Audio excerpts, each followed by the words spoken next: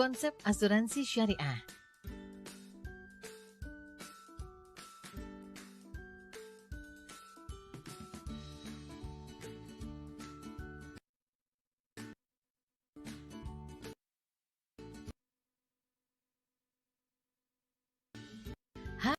Hai, sekarang kita berada di topik pembelajaran konsep asuransi syariah.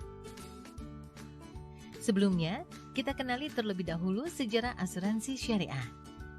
Banyak ensiklopedi Islam yang membenarkan fakta bahwa praktek asuransi syariah berasal dari adat suku-suku Arab kuno.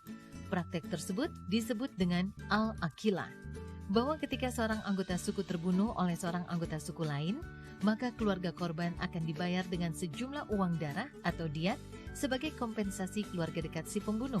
Para keluarga dekat atau al-aqilah diharuskan membayar uang darah atas nama si pembunuh. Sementara dalam sebuah hadis yang diriwayatkan oleh Abu Hurairah radhiyallahu anhu yang berkata bahwa suatu ketika ada dua perempuan dari suku Huzaili berseteru ketika salah seorang di antara mereka memukul salah seorang lainnya dengan sebuah batu yang membunuh salah seorang perempuan berikut janin yang dikandungnya. Keluarga korban membawa kasus ini kepada pengadilan yang memberikan sebuah keputusan bahwa kompensasi bagi kematian bayi adalah membebaskan seorang budak laki-laki atau perempuan.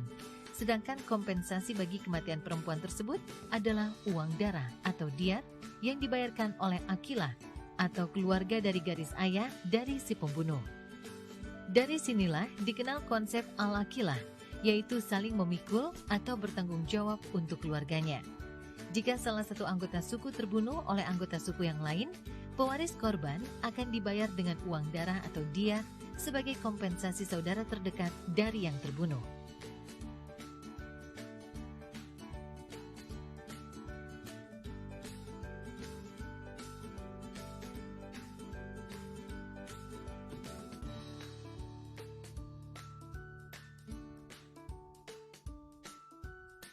Terdapat perbedaan mendasar antara asuransi syariah dan non-syariah, baik filosofi maupun dasar hukum yang digunakan. Dari filosofi dan dasar hukum yang digunakan itulah, asuransi syariah memiliki karakteristik khusus yang berbeda dengan asuransi non-syariah. Karakteristik asuransi syariah diantaranya universal, adil, transparan, fleksibel, dan tolong-menolong. Perhatikan setiap karakteristik yang dimiliki oleh asuransi syariah.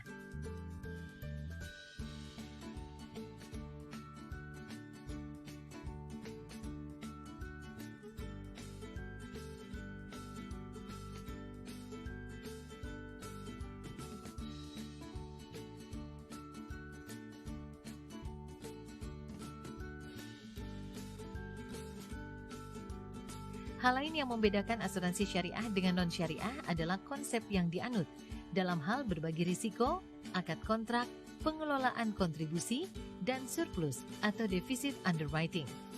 Berbagi risiko atau risk sharing. Dalam asuransi syariah, sekumpulan orang akan saling membantu dan tolong-menolong, saling menjamin dan bekerja sama dengan cara mengumpulkan dana hibah atau iuran tabaruk. Dana tabaruk digunakan untuk menolong nasabah yang terkena risiko, saling menanggung, dengan niat atau motivasi tolong-menolong antar sesama nasabah. Apabila terjadi klaim, maka dana atau uang pertanggungan dicairkan dari dana tabaruk. Pengelola dana. Pengelola adalah sebagai pihak yang melakukan administrasi risiko dan pengelolaan investasi atas nama nasabah, serta mengelola dana tabaruk. Iuran tabaruk. Iuran tabaruk merupakan sumbangan atau donasi. Setiap nasabah memberikan sumbangan atau mendermakan sebagian dari kontribusi untuk menolong nasabah lainnya dalam menghadapi musibah. Dana tabaruk. Kumpulan dana yang berasal dari kontribusi nasabah yang dimaksudkan untuk membayar santunan kepada nasabah yang mengalami musibah atau pihak lain yang berhak, sesuai dengan akad tabaruk yang disepakati. Hal lain yang membedakan asuransi syariah dengan non-syariah adalah dalam hal akad kontrak. Terdapat dua akad, yaitu akad tijarah dan akad tabaruk.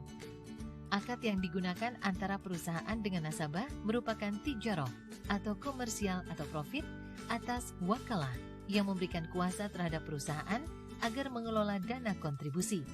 Dalam hal ini, pengelola mendapatkan fee atau ujroh, sehingga akadnya menjadi wakalah bil ujroh. Sementara akad antara nasabah dengan nasabah berupa akad tabaru atau saling membantu, tolong-menolong, saling menjamin bila terdapat nasabah terkena risiko, maka anggota nasabah lainnya membantu berupa uang santunan yang sifatnya hibah. Pengelolaan dana di asuransi syariah menggunakan konsep pembagian yang jelas di awal. Dalam akad sudah mengatur dengan jelas berapa porsi pengelola dan porsi untuk risiko.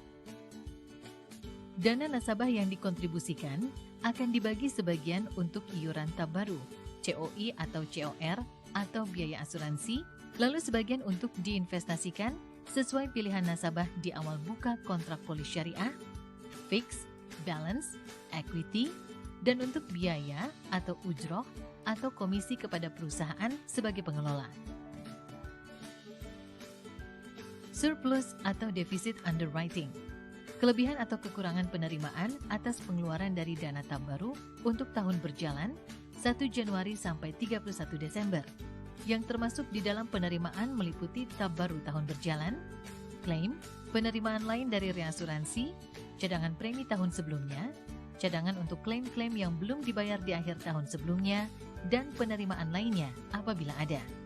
Sedangkan pengeluaran mencakup klaim, biaya resmi yang dibayarkan di tahun berjalan, ujroh, cadangan premi tahun berjalan, cadangan untuk klaim-klaim yang belum dibayar pada akhir tahun berjalan, kerugian-kerugian yang dipindahkan dari perhitungan tahun sebelumnya, dan pengeluaran lainnya apabila ada. Siapa saja nasabah yang berhak bila terjadi surplus underwriting? 1. Usia polis minimal 12 bulan. 2. Polis aktif, tidak lapse. 3. Tidak klaim sepanjang tahun berjalan 1 Januari sampai 31 Desember. Asuransi syariah menetapkan beberapa larangan dalam pengelolaan dana yang dikumpulkan dari para peserta. Agar lebih mudah mengingat larangan yang dimaksud, ingat saja salah satu waktu sholat umat Islam, yaitu maghrib. Maghrib merupakan kependekan dari masyir, goror, dan riba. Judi atau gambling tidak dianjurkan, bahkan kerap dilarang. Bukan hanya ajaran agama melarang, namun bernegara pun melarang praktik judi, sedangkan sikap gambling berdampak pada kesengsaraan kerugian. Masyir, judi atau gambling, maksudnya ada pihak yang dirugikan dan ada pihak yang diuntungkan, maka harus kita hindari dari praktek semacam ini. Gharar, di mana ada terdapat ketidakjelasan berupa objek atau kualitasnya, atau harganya, waktu penyerahannya.